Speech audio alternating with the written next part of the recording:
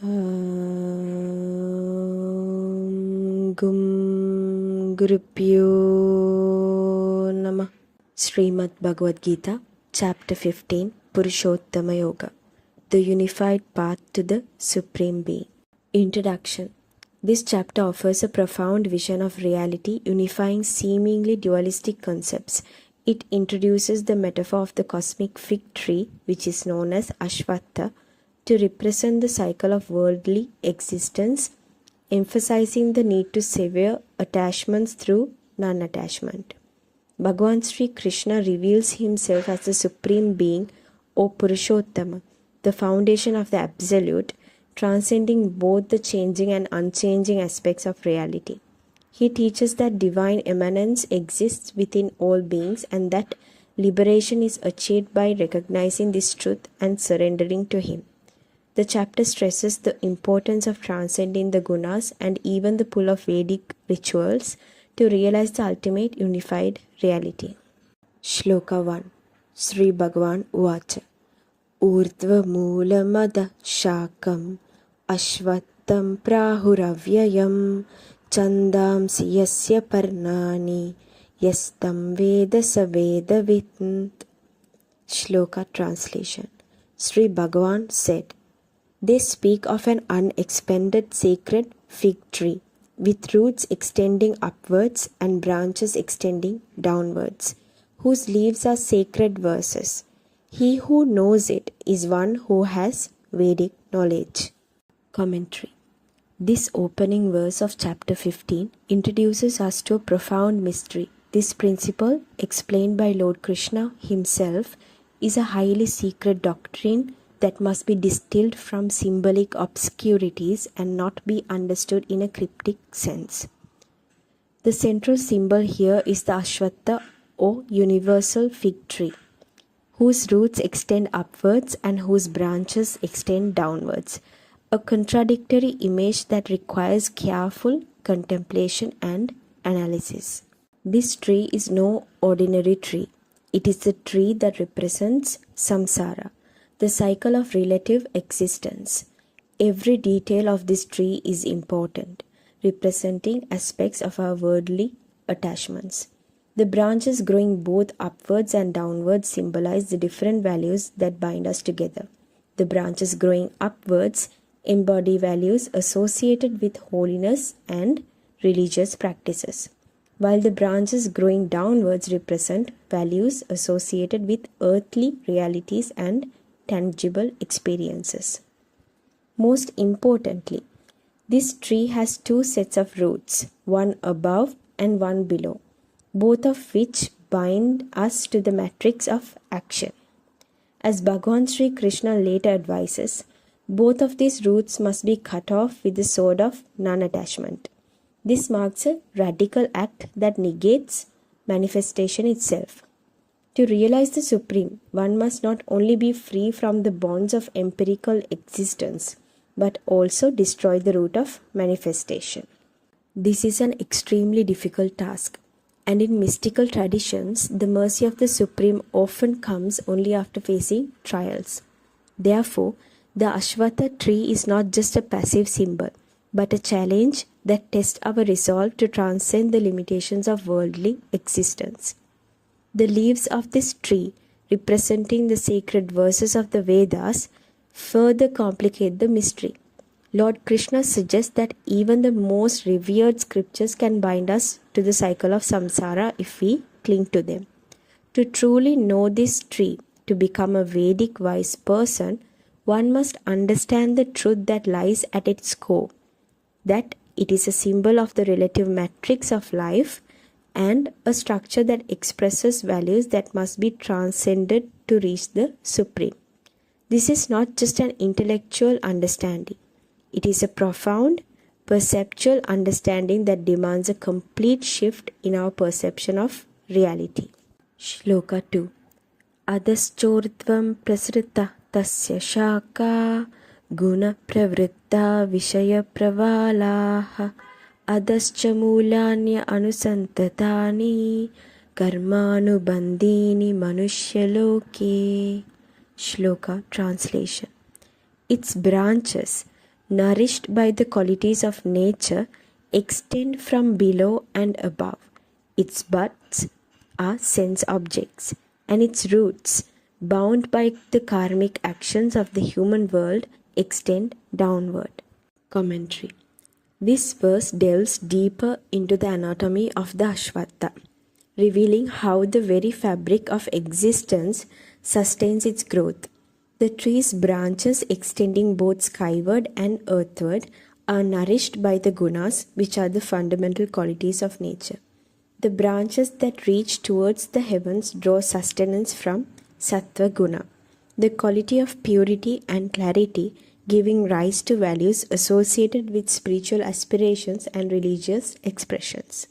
Conversely, the branches that delve into the earth find nourishment in tamas guna, the quality of inertia and darkness, fostering values rooted in the tangible and material aspects of life. And those branches that spread horizontally, representing the world of action and interaction, are invigorated by rajas guna, the quality of activity and passion. The tree's buds or sprouts represent the ever-expanding desires and interests of humankind, reaching out to grasp the objects of sensory pleasure. This imagery blurs the lines between the subjective and objective, as the sprouts symbolize both the senses that perceive and the sense objects that are perceived, highlighting how our desires intertwine with the external world. Beyond the main roots that ascend towards the divine, there are also roots that burrow downwards, forming a complex network that traps individuals within the intricate maze of ritualistic practices and traditional beliefs. This tangled web of roots represents the obligations, taboos, and customs that bind us to family, tribal, and societal norms, both spiritual and secular. These downward-reaching roots symbolize the force of necessity, an earthly pull that originates not from the heavens but from the very ground of existence. This necessity, considered beginningless, extends to the subtle realms of the unmanifested, mirroring the upward roots that stretch towards the transcendental supreme. Furthermore, these roots represent the influence of ancestral traditions and deeply ingrained values, shaping our actions and perceptions through the weight of the past. They are the retrospective values that hold us to the familiar.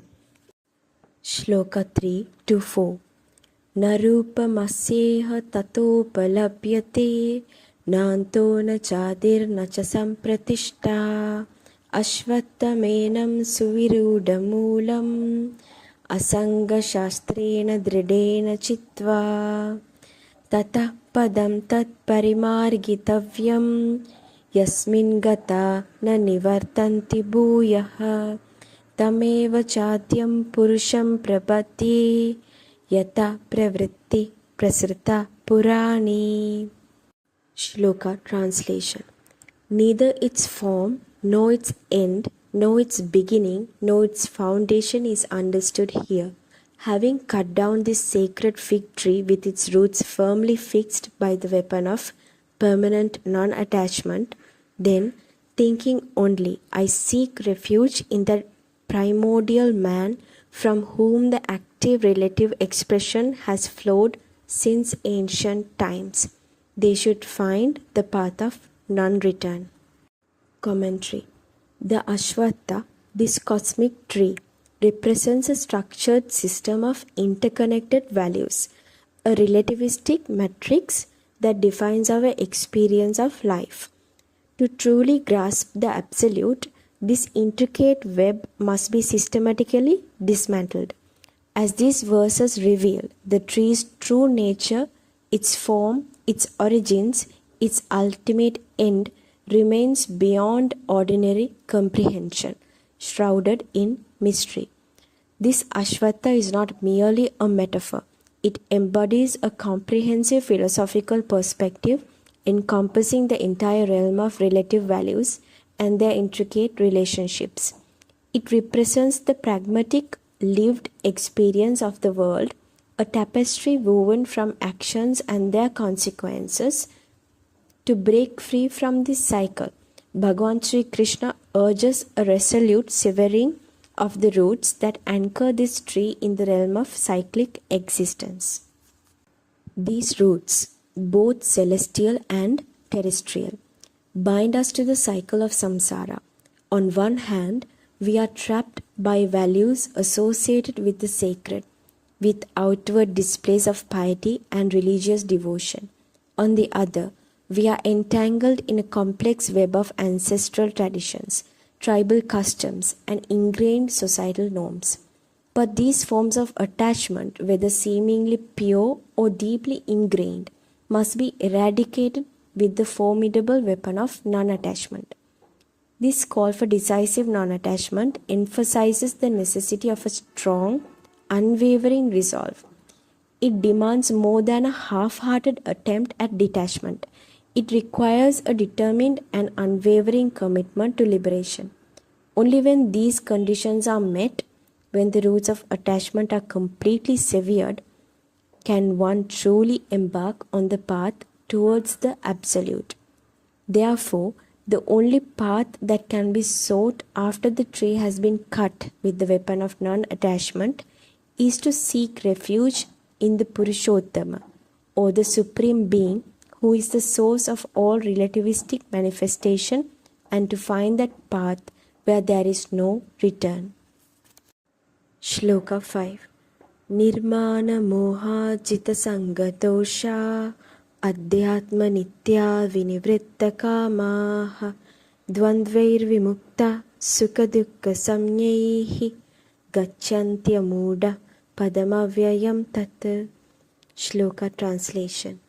Those who are free from pride and delusion, who have overcome the defects of attachment, who are ever established in the soul, who have withdrawn their lust, who are liberated from the dualistic factors known as pleasure and pain, and who are not bewildered, enter the path of life that never decays.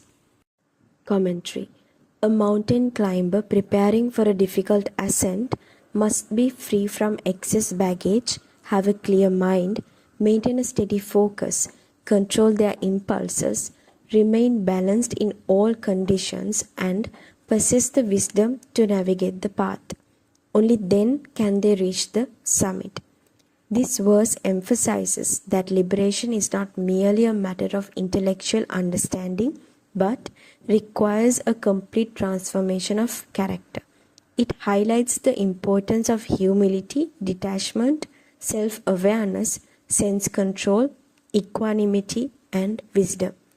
These qualities are essential for transcending the cycle of birth and death and attaining the imperishable state of liberation. It is about moving beyond the ego and into the true self. It is about understanding that the world is full of dualities and that one must move beyond those dualities. Shloka 6. Natat bhashayate suryo nashashanko napavakaha yadgatva na nivartante taddama paramam mama. Shloka translation. Neither the sun nor the moon nor fire illuminates it. It is my supreme abode, from having reached which they do not return. Commentary. This shloka speaks of the Supreme as a transcendental reality beyond the reach of ordinary perception. Unlike the manifested world illuminated by the sun, moon, and fire, the Supreme is self-luminous. Even though the sun, moon, and fire represent aspects of the Supreme's manifestation, they cannot illuminate the transcendental abode. They are merely reflections of the original source. None of them fully capture the essence of the Supreme. Attaining this abode signifies liberation, a state beyond the cycle of birth and death. It's not merely a physical destination, but a transformation of consciousness, where the limitations of conditioned existence are transcended. While some interpret this as a permanent departure from the manifested world, it can also be understood as a release from mindless repetition, allowing life to flow unimpeded. The journey of the soul is to navigate from the darkness of ignorance to the light of the supreme abode, from the illusion of separation to the truth of unity, and ultimately from mortality to immortality. Shloka 7. Mamevamsho jivaloke jivabhuta sanatanaha manashastani indriyani prakritistani karshati. Shloka translation. A qualitative unit of mind which is eternal, having become life in the world of life, attracts to itself the senses, of which the mind is its sixth element, abiding in nature. Commentary. The Bhagavad Gita offers a unique perspective on the nature of the individual soul, a perspective that distinguishes it within philosophy. This verse highlights that the soul is not merely a separate entity, but an eternal, qualitative fragment of the Supreme Lord Himself.